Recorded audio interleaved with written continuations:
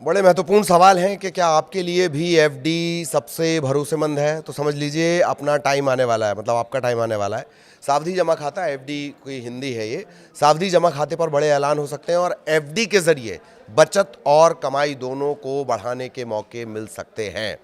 महंगाई और खर्चे बढ़े हैं, लेकिन क्या इस बार ब्याज पर जो टैक्स लगता था उसमें कोई छूट मिल पाएगी? और समय से पहले एफडी तुड़वाओ, पेनल्टी से मुक्ति पाओ। इसी तरह की टॉप चर्चा आज हम करने वाले हैं बजट स्पेशल में। आपका बहुत स्वागत। नमस्कार, आपके साथ में ललित प्रजापति। क्या कुछ इस बजट में एफडी को लेकर होने वाला है, सेविंग स्कीम्स को लेकर होने वाला है, वो आपको ज़रूर जान लेना चाहिए और इसके लिए आपको ये पूरा वीडियो देखना पड़ेगा। बजट स्पेशल में आज एफडी और सेविंग स्कीम्स इसी के इर्द गिर्द चर्चा करेंगे।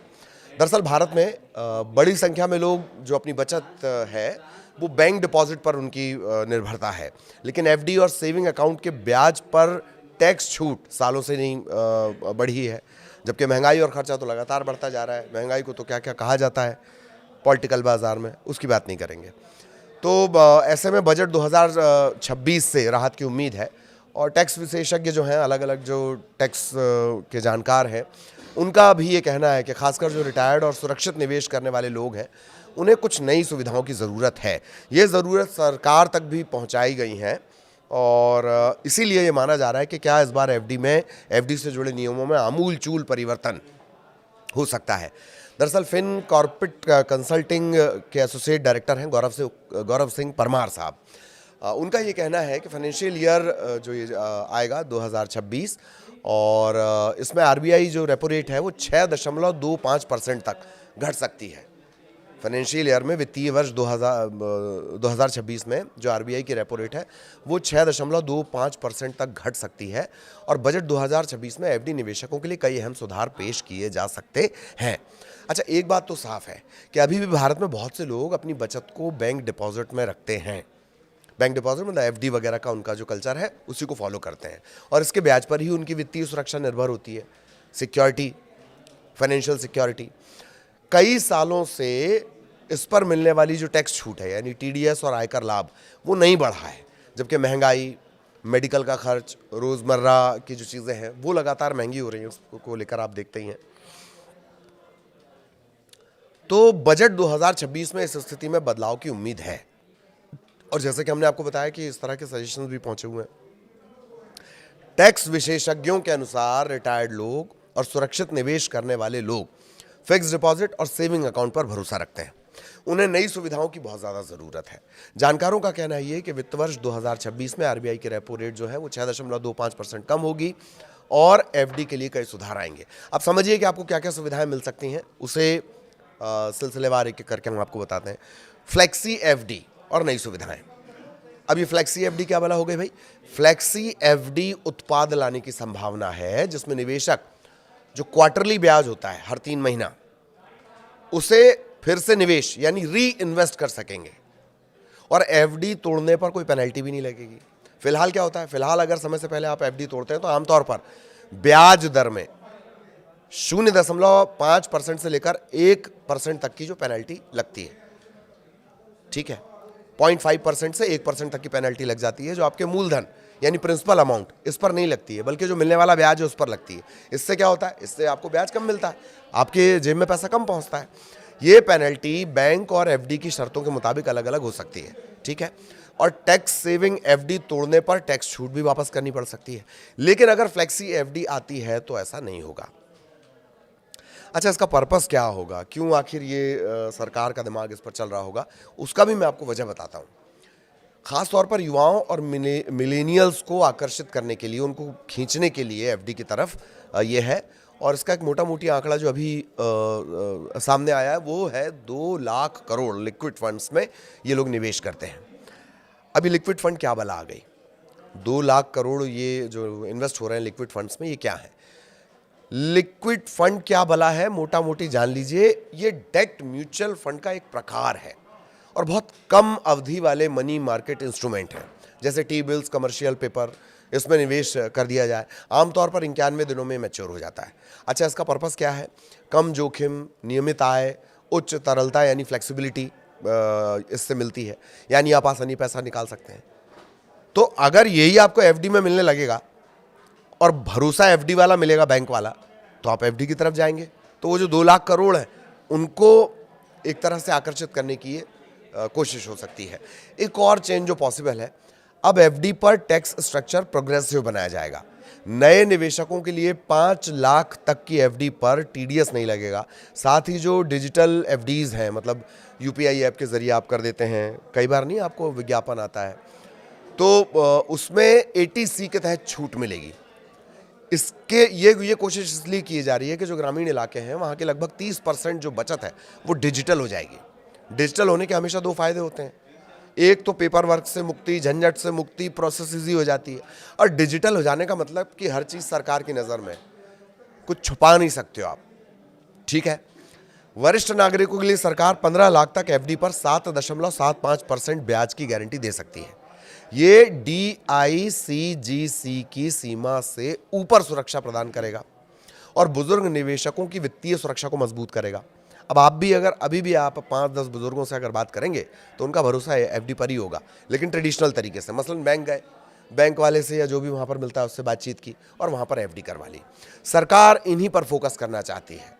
इसके अलावा पर्यावरण, समाज से जुड़े मुद्दे, प्रशासन, ESG, ऐसे मानकों वाले जो एफडीज हैं, इन पर अतिरिक्त 0.5% का ब्याज मिल सकता है।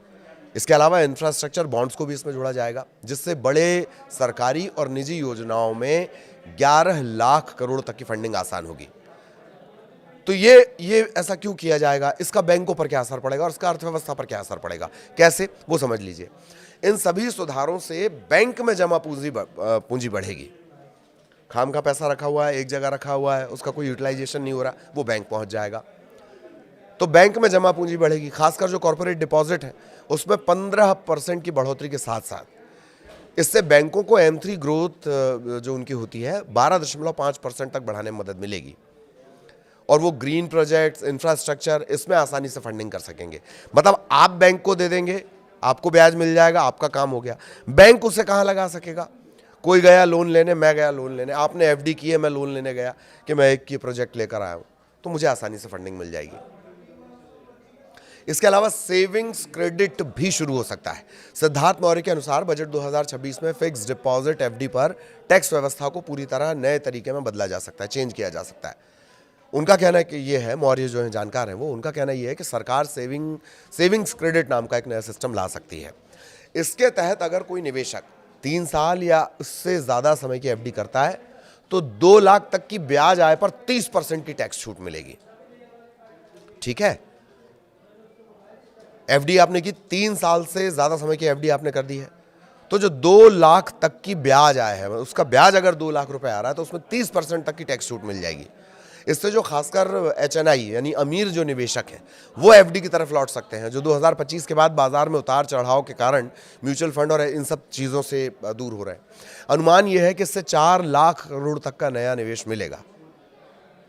ठीक है, अब एफडी में MSME को सस्ता लोन मिलने का रास्ता साफ हो सकता है एफडी के जरिए। बजट में MSME सेक्टर के लिए भी राहत की तैयारी है। प्रस्ताव यह है कि डिपॉजिट को एक साथ जोड़कर यानी पूलिंग बनाकर MSME क्लस्टर्स को 9% से कम ब्याज दर पर लोन दिया जाए। इससे क्या होगा, देश के करीब करीब 6 करोड़ छोटे और मझोले उद्योगों की जो वर्किंग कैपिटल की समस्या है वो खत्म हो जाएगी। वर्किंग कैपिटल क्या है, कार्यशील पूंजी, यानी जो डेली के खर्चे होते हैं ना, इसमें सैलरी आ जाती है, किराया देना है, अगर आप कहीं किसी बिल्डिंग को किराए पे लेकर चला रहे हैं, कच्चा माल आपको खरीदना है, डेली बेसिस के जो काम होते हैं उस तरह के खर्चे ये वर्किंग कैपिटल में आते हैं।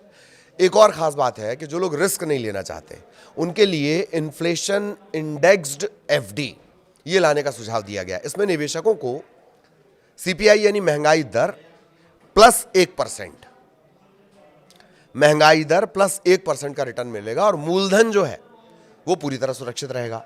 ऐसे निवेशकों की संख्या देश में करीब करीब 40% मानी जाती है। अब एक नवाचार यह भी हो सकता है कि बैंकों को फैमिली एफडी पैक्स ये शुरू करने का सुझाव भी दिया गया। इसमें क्या होगा, पति पत्नी के नाम से एक जॉइंट एफडी हो जाएगी। इससे टैक्स का बोझ कम किया जाएगा और परिवार की बचत को और बेहतर तरीके से प्लान किया जा सकेगा। हेल्थ इंश्योरेंस से जुड़े फायदे की भी तैयारी है, यानी अगर कोई निवेशक है वो अपनी एफडी का कुछ हिस्सा हेल्थ इंश्योरेंस प्रीमियम में बदलता है तो उसको 50% तक की छूट मिलेगी। इससे क्या होगा, स्वास्थ्य सुरक्षा मिल जाएगी, मेडिकल गारंटी मिल जाएगी और बचत भी हो जाएगी। इससे दोनों को बढ़ावा मिलेगा। इसके अलावा जो सिद्धार्थ मौर्य हैं उनका ये भी कहना है कि ये सभी सुधार आरबीआई के 13.5% क्रेडिट डिपॉजिट रेशियो के लक्ष्य को पूरा करने में मदद करेंगे। बहुत अंदर जाने की जरूरत नहीं, आरबीआई का एक टारगेट है। अगर एफडी में ये आमूलचूल परिवर्तन होते हैं तो आरबीआई का वो टारगेट पूरा हो जाएगा। इसके अलावा वैश्विक स्तर पर ब्याज दरों में कटौती के बीच रुपए की स्थिरता मजबूत होगी और एफडी को समान और सुरक्षित आर्थिक विकास की मजबूत नींव के रूप में स्थापित किया जा सकेगा। इन सभी सुधारों से बैंक में जमा पूंजी बढ़ेगी, खासकर कॉर्पोरेट डिपॉजिट में 15% तक की बढ़ोतरी के साथ साथ M3 ग्रोथ 12.5%, ये हमने आपको बताया। ग्रीन प्रोजेक्ट्स, इंफ्रास्ट्रक्चर, इन तमाम चीज़ों में भी फिर निवेश के रास्ते साफ हो जाएंगे। तो कुल जमा बात ये होती है कि जानकारों का ये कहना है कि बजट 2026 में एफडी को लेकर आमूलचूल परिवर्तन हो सकते हैं, जिससे सरकार का खजाना भी भर जाए और आम आदमी की बचत भी हो जाए और एफडी पर जो आपका भरोसा है वो भी कायम रहे। ठीक है, तो एक तीर से कई निशाने हो जाएंगे। आम के आम गुठलियों के दाम वाला मामला हो जाएगा। आगे भी ऐसे किसी और विषय को लेकर बजट स्पेशल में हम आपसे मिलेंगे और बताएंगे क्या आपके लिए फायदेमंद रहने वाला है जो बजट 1 फरवरी को आने वाला है। फिलहाल नमस्कार।